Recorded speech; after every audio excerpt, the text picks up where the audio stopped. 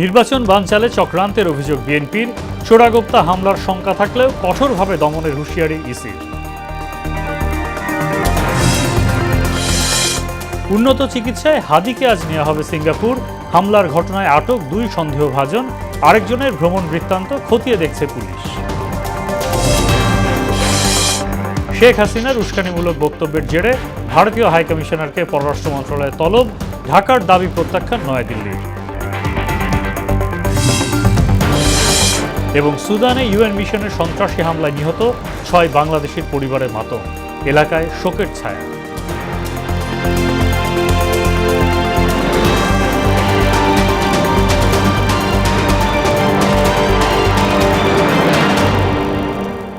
আসসালামু আলাইকুম, সবাইকে মোহনা সংবাদে স্বাগত। শুনছিলেন শিরোনাম, পুরো সংবাদের সঙ্গে আছি মোহাম্মদ সাইফুল ইসলাম খান। শহীদ বুদ্ধিজীবী দিবসে জাতির শ্রেষ্ঠ সন্তানদের বিনম্র শ্রদ্ধায় স্মরণ করছে দেশ। রোববার সকালে মিরপুরে শহীদ বুদ্ধিজীবী স্মৃতিসৌধে শ্রদ্ধা নিবেদন করেন রাষ্ট্রপতি মোহাম্মদ শাহাবুদ্দিন ও প্রধান উপদেষ্টা অধ্যাপক মোহাম্মদ ইউনুস। এ সময় সশস্ত্র বাহিনীর একটি চৌকস দল গার্ড অফ অনার প্রদান করে, পাশাপাশি বিউগলে করুণ সুর বেজে ওঠে। পরে অন্যান্য উপদেষ্টা, 3 বাহিনীর প্রধানসহ উচ্চপদস্থ ও সামরিক বেসামরিক কর্মকর্তা এবং আহত বীর মুক্তিযোদ্ধা সহ সর্বস্তরের জনতা শহীদ বুদ্ধিজীবীদের প্রতি শ্রদ্ধা জানাতে যান। যথাসময়ে নির্বাচন অনুষ্ঠানের মধ্য দিয়ে গণতান্ত্রিক অগ্রযাত্রা অব্যাহত থাকবে বলে আশা জানালেন বিএনপির মহাসচিব মির্জা ফখরুল ইসলাম আলমগীর। দেশের সব ষড়যন্ত্র ও চক্রান্ত ব্যর্থ করে দিয়ে দেশকে নতুনভাবে গড়ে তোলার প্রতিশ্রুতিও ব্যক্ত করেন তিনি। এ সময় ফ্যাসিবাদ বিরোধী জাতীয় ঐক্য ধরে রাখার আহ্বান জানান এনসিপির আহ্বায়ক নাহিদ ইসলাম। তানজিদ ভুইয়ার প্রতিবেদন। শহীদ বুদ্ধিজীবী দিবস আজ। ৭১-এর এই দিনে পাকিস্তানি হানাদার বাহিনীর দোসররা বাঙালির শ্রেষ্ঠ সন্তান বুদ্ধিজীবীদের হত্যা করে।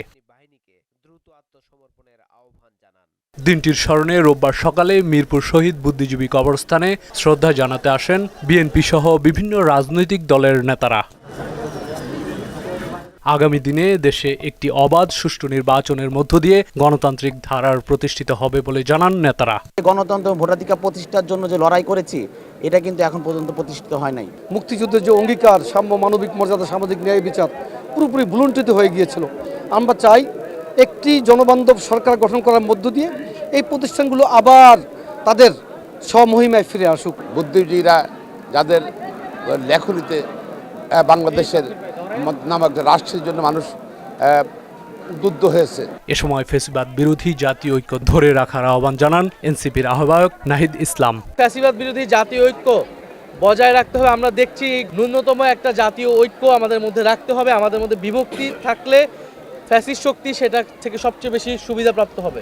আর দেশের প্রতিটি ক্ষেত্রে অগ্রযাত্রায় সবসময় বুদ্ধিজীবীরা অগ্রণী ভূমিকা পালন করেন জানিয়ে আগামী দিনে সাম্য এবং মানবিক রাষ্ট্র গড়ার প্রত্যাশা ব্যক্ত করেন বিএনপি স্থায়ী কমিটির সদস্য ডক্টর আব্দুল মঈন খান। কিভাবে আলবদর বাহিনী কিভাবে এই দেশের বুদ্ধিজীবী সমাজকে ধ্বংস করেছিল, নির্মমভাবে কষাঘাত হেনেছিল, তাদের হত্যা করেছিল।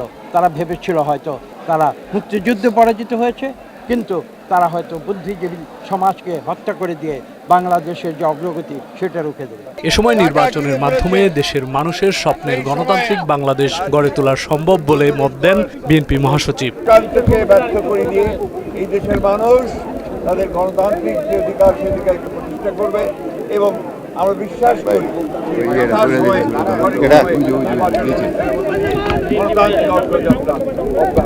যে কোনো মূল্যে দেশের স্বাধীনতা ও সার্বভৌমত্ব অক্ষুণ্ণ রেখে গণতান্ত্রিক অগ্রযাত্রাকে রক্ষা করার অঙ্গীকারও করেন তিনি। যে কোনো মূল্যেই বাংলাদেশের স্বাধীনতা সার্বভৌমত্বকে অক্ষুণ্ণ রাখবে, গণতান্ত্রিক অগ্রযাত্রাকে অক্ষুণ্ণ রাখবে, সমস্ত চক্রান্তকে ব্যর্থ করে দিয়ে বাংলাদেশকে নতুনভাবে আমরা গড়ে তুলব ইনশাআল্লাহ। তানজিদ ভুইয়া, মোহনা সংবাদ, ঢাকা। পরাজিত ফ্যাসিস্টরা নির্বাচন বানচালের পায়তারা করছে বলে অভিযোগ করলেন বিএনপি মহাসচিব মির্জা ফখরুল ইসলাম আলমগীর।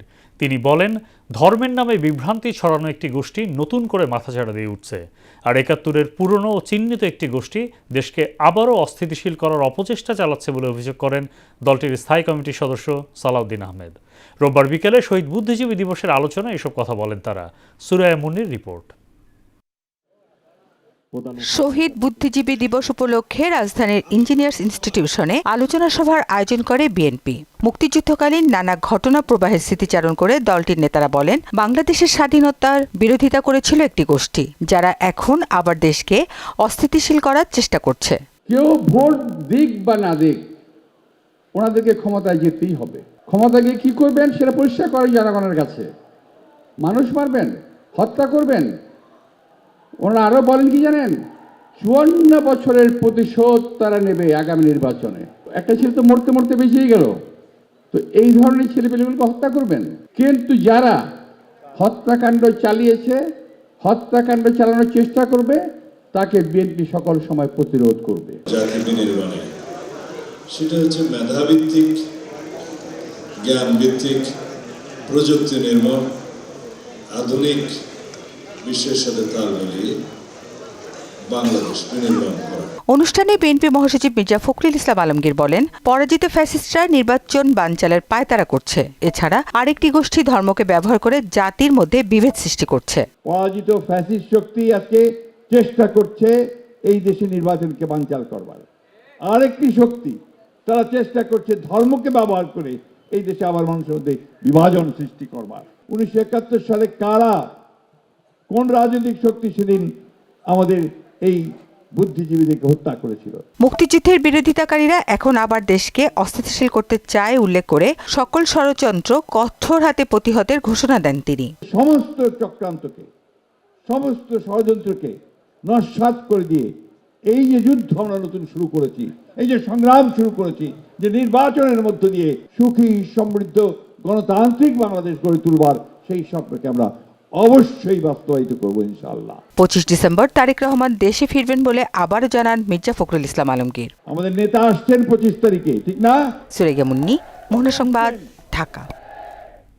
নির্বাচন ঘিরে হামলার ঘটনার পুনরাবৃত্তি ঠেকাতে নির্বাচন কমিশন কঠোর হবে বলে জানান ইসি আবুল ফজল মোহাম্মদ সানাউল্লাহ।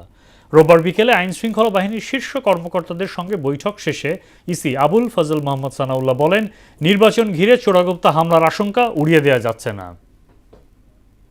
শরীফ ওসমান হাদির উপরে হামলা, চোরাগুপ্তা হামলা, সেটা নিয়ে বিশদ আলোচনা হয়েছে। তদন্তের স্বার্থে আমরা বিস্তারিত বলছি না।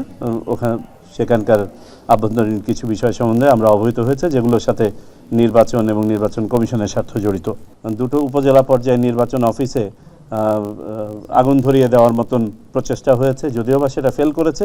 এই ধরনের হামলার ঘটনার পুনরাবৃত্তি না ঘটে বা এগুলো যাতে কঠোর হস্তে দমন করা হয়, যদি ঘটার সে ধরনের ঘটনা ঘটে। গুলিবদ্ধ হয়ে চিকিৎসাধীন ইনকিলাব মঞ্চের মুখপাত্র ওসমান হাদির অবস্থা খুবই আশঙ্কাজনক। উন্নত চিকিৎসার জন্য আজ দুপুরে তাকে এয়ার অ্যাম্বুলেন্সে সিঙ্গাপুরে নেওয়া হবে। রোববার রাতে বিষয়টি নিশ্চিত করেছে প্রধান উপদেষ্টার প্রেস উইং।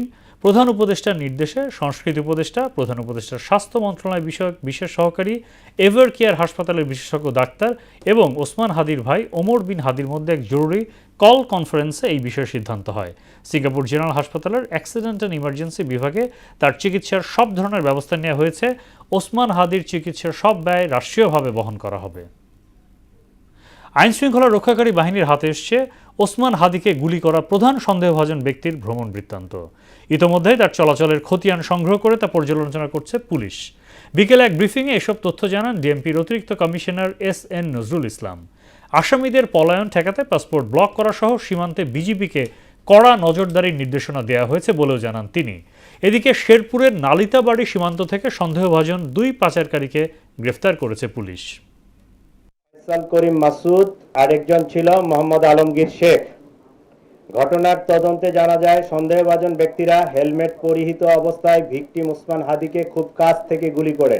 সন্দেহভাজন ব্যক্তিরা যেন সীমান্ত পার না হতে পারে সেজন্য তাদের পাসপোর্ট সংগ্রহ করে পাসপোর্ট ব্লক করে দেওয়া হয়েছে। সীমান্তে অতিরিক্ত সতর্কতা জারি করা হয়েছে। জাতীয় নির্বাচন ও গণভোটকে সামনে রেখে সব রাজনৈতিক দলের জন্য নিরাপত্তা প্রোটোকল সরবরাহের সিদ্ধান্ত নিয়েছে পুলিশ। এর মাধ্যমে রাজনৈতিক নেতা ও সম্ভাব্য প্রার্থীদের ব্যক্তিগত নিরাপত্তা নিশ্চিত করা হবে। রোববার দুপুরে প্রধান উপদেষ্টার প্রেস উইং থেকে দেয়া এক বিজ্ঞপ্তিতে তথ্য জানানো হয়। বিজ্ঞপ্তিতে বলা হয়েছে, নেতাদের বাসস্থান, কার্যালয়, চলাচল, জনসভা ও সাইবার স্পেসে নিরাপত্তা নিশ্চিত করা হবে। একই সঙ্গে গণঅভ্যুত্থানের সম্মুখ সারির নেতাদের বাড়তি নিরাপত্তা ব্যবস্থা নেওয়া হচ্ছে। ক্রমেই বাড়ছে বাংলাদেশ ভারত দূরত্ব। সবশেষ হাদির বিষয়ে বাংলাদেশের পররাষ্ট্র মন্ত্রণালয়ের বিবৃতি আগুনে ঘি ঢেলেছে। ইনকিলাব মঞ্চের মুখপাত্র ওসমান হাদির উপর সশস্ত্র হামলাকে কেন্দ্র করে ভারতের দিকে অভিযোগের তীর ছোড়ে বাংলাদেশ। পরক্ষণে এর জবাবও দেয় ভারত। বাংলাদেশের বিবৃতি সাফ নাকচ করে দিয়েছে নয়াদিল্লি। মোহাম্মদ জুয়েলের প্রতিবেদন। শুক্রবার রাজধানীর বিজয়নগরে গুলিবিদ্ধ হন ইনকিলাব মঞ্চের মুখপাত্র শরীফ ওসমান হাদি। এরপর হামলাকারী হিসেবে সামনে আসে নিষিদ্ধ সংগঠন ছাত্রলীগের সাবেক নেতা ফয়সাল করিম মাসুদের নাম। বাংলাদেশের আইনশৃঙ্খলা পরিস্থিতির এমন অবনতির পেছনে প্রচ্ছন্নভাবে ভারতকে দায়ী করা হয়। রোববার এক বিবৃতিতে বাংলাদেশ অভিযোগ করে, ভারতে পলাতক শেখ হাসিনা তার নেতাকর্মীদের দিয়ে সন্ত্রাসী কর্মকাণ্ড করে নির্বাচন বানচালের চেষ্টা করছে। বিবৃতির পরেই ঢাকায় নিযুক্ত ভারতীয় হাইকমিশনার প্রণয় ভার্মাকে তলব করে বাংলাদেশ। এ সময় আন্তর্জাতিক অপরাধ আদালতে দণ্ডপ্রাপ্ত সাবেক প্রধানমন্ত্রী শেখ হাসিনা ও সাবেক স্বরাষ্ট্রমন্ত্রী আসাদুজ্জামান খান কামালকে বাংলাদেশের কাছে প্রত্যর্পণের অনুরোধ পুনর্ব্যক্ত করা হয়। তবে পাল্টা বিবৃতিতে বাংলাদেশের এসব অভিযোগ অস্বীকার করে নিজেদের অবস্থা স্পষ্ট করে নয়াদিল্লি। বাংলাদেশের শান্তিপূর্ণ পরিবেশে অবাধ সুষ্ঠু নির্বাচনে নিজেদের অবস্থান পুনর্ব্যক্ত করে নয়াদিল্লি জানায়, ভারত কখনো তার ভূখণ্ডকে বাংলাদেশের স্বার্থবিরোধী কার্যকলাপে ব্যবহার করতে দেয়নি। মোহাম্মদ জুয়েল, মোহনা সংবাদ। যে কোনো মূল্যে ফ্যাসিবাদী অপশক্তি প্রতিরোধ করা হবে বলে হুঁশিয়ারি দিলেন নতুন এলজিআরডি উপদেষ্টা আদিলুর রহমান। আর গণতন্ত্রের চর্চায় গণমাধ্যম বরাবরই বলিষ্ঠ ভূমিকা রাখলেও জুলাই আন্দোলনের ব্যত্যয় ঘটেছে বলে মন্তব্য করেন তথ্য উপদেষ্টা সৈয়দা রিজওয়ানা হাসান। খণ্ডিত বা বিকৃত তথ্য উপস্থাপন থেকে বিরত থাকতে গণমাধ্যমের প্রতি আহ্বানও জানান তিনি। রোববার সচিবালয়ে আলাদা অনুষ্ঠানে এসব কথা বলেন উপদেষ্টারা। শামীমুজ্জামান চৌধুরীর প্রতিবেদন। অন্তর্বর্তী সরকারের উপদেষ্টা পরিষদ থেকে আসিফ মাহমুদ, সজীব ভুঁইয়া ও মাহফুজ আলমের পদত্যাগের পর পুনর্বণ্টন করা হয় তাদের দায়িত্বে থাকা মন্ত্রণালয়গুলো। তথ্য মন্ত্রণালয়ের দায়িত্ব পেয়ে প্রথম দিনে সচিবালয়ে বিভাগীয় কর্মকর্তাদের সঙ্গে মতবিনিময় করেন সৈয়দা রিজওয়ানা হাসান। ওসমান হাদির উপর হামলা প্রসঙ্গে তিনি বলেন, জনমনে আতঙ্ক তৈরি করতেই এ ধরনের আক্রমণ করা হচ্ছে। উদ্দেশ্য নির্বাচনের পরিবেশ বিঘ্নিত করা। মানুষ যত নির্বাচনমুখী হচ্ছে, সরকার যত কঠোর অবস্থানে যাচ্ছে নির্বাচন নিয়ে, সরকার যত স্পষ্ট অবস্থানে যাচ্ছে নির্বাচন নিয়ে, ততই নির্বাচনের ব্যাপারে বা পরিবেশটা একটা ভীতিকর করে ফেলার জন্যই তো এই কাজগুলো করা হচ্ছে। আসিফ মাহমুদের পদত্যাগে ফাঁকা থাকা যুব ও ক্রীড়া মন্ত্রণালয়ের দায়িত্ব পান আসিফ নজরুল। কর্মকর্তাদের সঙ্গে পরিচিতি পর্ব সেরে তিনি বলেন, 2 মাস খুবই অল্প সময়, তারপরও দুর্নীতির অভিযোগের বিরুদ্ধে পদক্ষেপ ও স্থানীয় পর্যায়ের ক্রীড়া উন্নয়নকে অগ্রাধিকার দেয়া হবে। আসিফের কাজের যে ধারাবাহিকতা সেটা তো আমি বজায় রাখবই, প্লাস নতুন কি করা যায় সেটা দেখব। 2 মাস খুব অল্প সময়, তবু আমি ঠিক করেছি 2টা আমার লক্ষ্য থাকবে। একটা হচ্ছে যদি কোনো রকম দুর্নীতি বা অনিয়ম বিরোধী কোনো পদক্ষেপ নেওয়ার স্কোপ থাকে তাহলে সেটা নিব। আর হচ্ছে ঢাকার বাইরে যে স্টেডিয়ামগুলো আছে, তারপর আপনার বিভিন্ন আমাদের মন্ত্রণালয়ের বিভিন্ন অফিস আছে, সেগুলিকে কীভাবে অ্যাক্টিভেট করা যায় সেটা চেষ্টা করব। গৃহায়ন, গণপূর্ত এবং শিল্প মন্ত্রণালয়ের সঙ্গে এবার এলজিআরডির দায়িত্ব দেওয়া হলো আদিলুর রহমানকে। নতুন দপ্তরে প্রথম দিনেই অফিস শেষে তিনি বলেন, যে কোনো মূল্যে ফ্যাসিবাদী অপশক্তিকে প্রতিরোধ করা হবে। আমরা যারা ফ্যাসিবাদী শক্তির যারা রেমনেন্টস দেশে আছে তাদের দমন করব, তাদের প্রতিহত করব। জুলাই যোদ্ধাদের পাশে দাঁড়িয়ে সরকার ও জনগণের স্বার্থ রক্ষার অঙ্গীকারও করেন স্থানীয় সরকার উপদেষ্টা। জুলাই অভ্যুত্থান, জুলাই বিপ্লবের যারা যোদ্ধা তাদের পাশে দাঁড়িয়ে এই সরকার বাংলাদেশের জনগণের স্বার্থ রক্ষা করবে। শামীমুজ্জামান চৌধুরী, মোহনা সংবাদ, ঢাকা। ব্যক্তিগত সততার বিষয়ে বিচারকরা সতর্ক না থাকলে বিচার বিভাগের স্বাধীন সচিবালয়ের সার্থকতা নেই বলে জানিয়েছেন প্রধান বিচারপতি সৈয়দ রেফাত আহমেদ। দেশের জেলা জজ, মহানগর দায়রা জজ ও চিফ জুডিশিয়াল ম্যাজিস্ট্রেটদের উদ্দেশ্যে সমাপনী অভিভাষণে তিনি একথা বলেন। রোববার বিকালে সুপ্রিম কোর্ট অডিটোরিয়ামে আয়োজিত এই অনুষ্ঠানে প্রধান বিচারপতি বলেন, শুনানিকালে কোনো বিশেষ পদধারী ব্যক্তিকে অতিরিক্ত গুরুত্ব দেওয়া যাবে না। রোডম্যাপ ঘোষণার সময় আমি স্পষ্টভাবে উল্লেখ করেছিলাম যে বিচার বিভাগ নিয়োগ ও পদোন্নতির ক্ষেত্রে মেধাবী হবে একমাত্র নির্ণায়ক মানদণ্ড। রাষ্ট্রের সাংবিধানিক ভিত্তি যে আদর্শকে ধারণ করেই গড়ে উঠুক না কেন, বিচারকদেরকে সুনীতি ও সুবিবেচনা বজায় রেখে কাজ করতে হবে। আওয়ামী লীগ শাসনামলে জিআইসিতে রেখে নির্যাতনের মামলায় ক্ষমতাচ্যুত প্রধানমন্ত্রী শেখ হাসিনা ও সেনা কর্মকর্তা সহ ১৩ জনের বিরুদ্ধে অভিযোগ গঠনের আদেশের তারিখ পরিবর্তন করে 18 ডিসেম্বর নির্ধারণ করেছে ট্রাইব্যুনাল। আর র্যাবের টিএফআইয়ের গোপন বন্দি দশায় গুম ও নির্যাতনের মামলায় অভিযোগ গঠনের আদেশ 21 ডিসেম্বর। সেই সঙ্গে জুলাই আন্দোলনে রামপুরায় 28 জনকে হত্যা মামলায় অভিযোগ গঠনের উপর পুনরায় শুনানি হবে একই দিনে। বিচারপতি গোলাম মুর্তজা মজুমদারের নেতৃত্বাধীন আন্তর্জাতিক অপরাধ ট্রাইব্যুনাল ১ এসব মামলার বিচারিক কার্যক্রম পরিচালিত হয়। সুদানে জাতিসংঘ শান্তিরক্ষা মিশনে দায়িত্ব পালনকালে সন্ত্রাসী হামলায় নিহত ৬ বাংলাদেশের গ্রামের বাড়িতে চলছে মাতম। প্রিয়জন হারানোর বেদনায় কান্নায় ভেঙে পড়েছেন স্বজনরা। এলাকায় নেমেছে শোকের ছায়া। বিস্তারিত জানাচ্ছেন তাহসিন তারিন।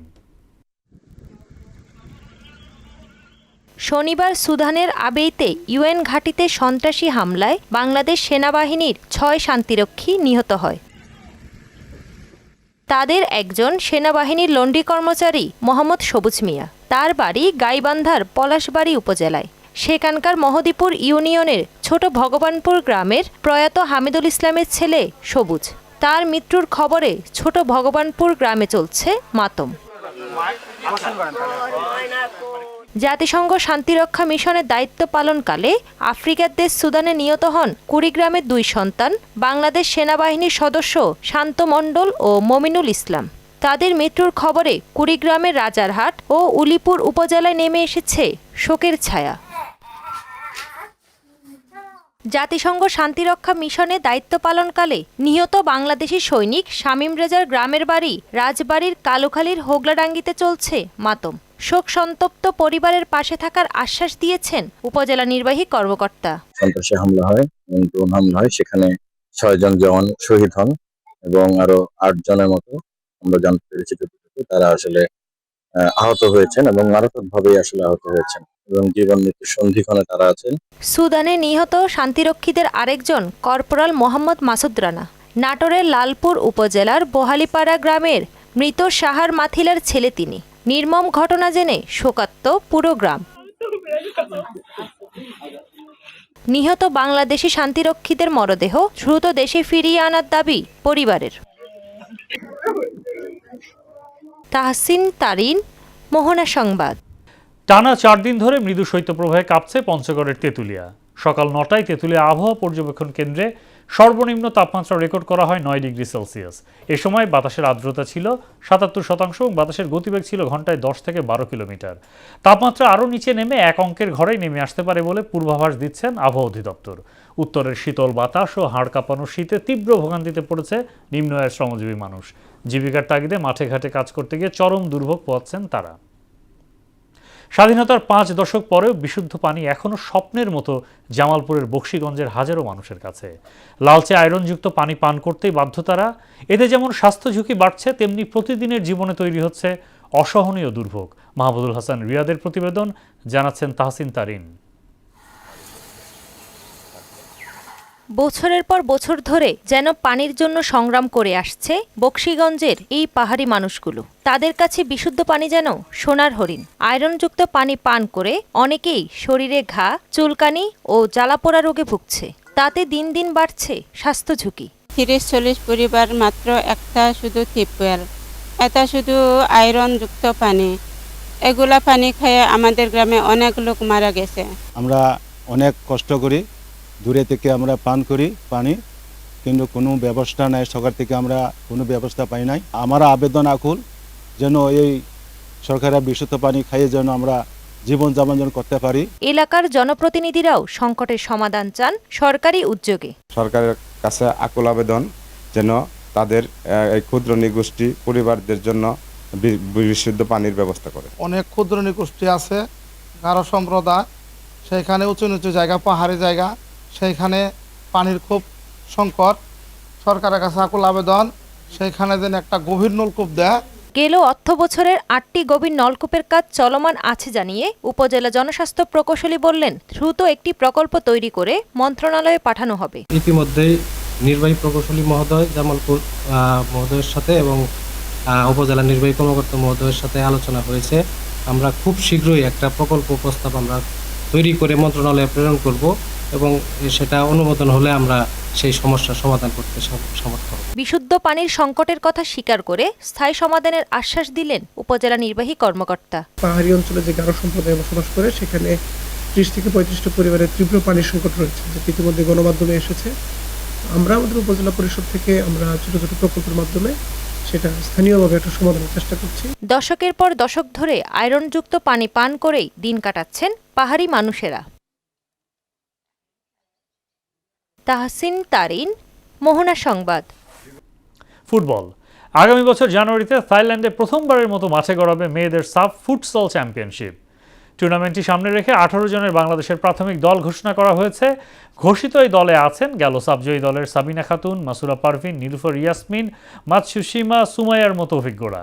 2022 সাফ চ্যাম্পিয়নশিপ জয়ী দলের সদস্য মার্জিয়া এবং মিস্টার জাহান মৌসুমীরাও আছেন প্রাথমিক দলে।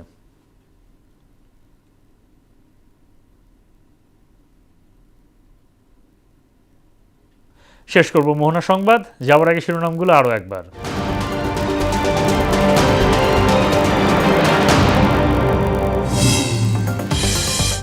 নির্বাচন বানচালে চক্রান্তের অভিযোগ বিএনপির। চোরাগোপ্তা হামলার শঙ্কা থাকলেও কঠোরভাবে দমনের হুঁশিয়ারি ইসি। উন্নত চিকিৎসায় হাদিকে আজ নেওয়া হবে সিঙ্গাপুর। হামলার ঘটনায় আটক 2 সন্দেহভাজন, আরেকজনের ভ্রমণ বৃত্তান্ত খতিয়ে দেখছে পুলিশ। শেখ হাসিনার উস্কানিমূলক বক্তব্যের জেরে ভারতীয় হাইকমিশনারকে পররাষ্ট্র মন্ত্রণালয়ে তলব। ঢাকার দাবি প্রত্যাখ্যান নয়াদিল্লি।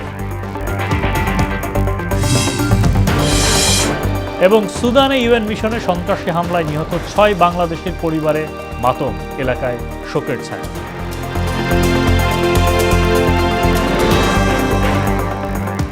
এই ছিল মোহনা সংবাদে। মোহনার সবশেষ খবর জানতে ভিজিট করুন www.mohana.tv। সংবাদ দেখতে পারেন ফেসবুক, ইউটিউবেও। এতক্ষণ সঙ্গে থাকার জন্য ধন্যবাদ।